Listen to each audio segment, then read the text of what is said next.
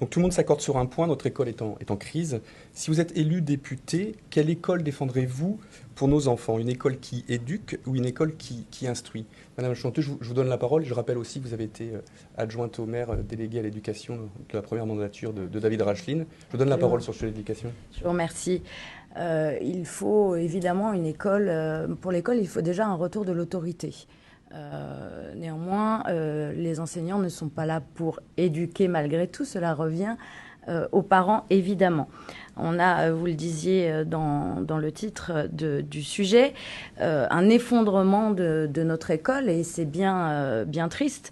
Lorsqu'on regarde le classement de la France, par exemple pour les sciences, un exemple selon le classement TIMSS, nous sommes derrière l'Albanie. Nous sommes en dessous de la moyenne des pays de l'Union européenne et de l'OCDE. Donc, vous voyez qu'il y a un gros travail à faire. Il faut évidemment pour cela remotiver nos enseignants en revalorisant leurs salaires, qui là aussi sont en dessous de la moyenne de l'Union européenne. C'est quand même dommage. Il faut évidemment augmenter le nombre de cours en primaire avec une priorité absolue pour le français, les mathématiques et l'histoire. C'est indispensable. Il faut retrouver de la laïcité dans notre école. On en voit tous les jours. On voit le problème qui survient en ce moment avec l'apparition de la tenue, le turqa.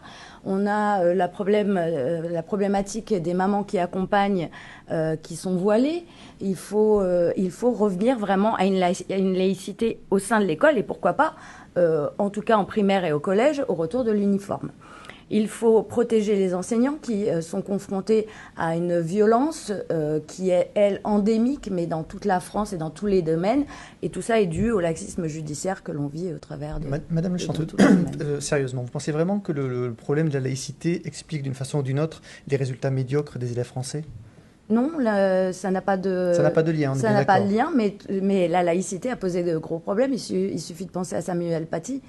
Il suffit de penser à ce qui s'est passé pour savoir que c'est un vrai problème et de sécurité.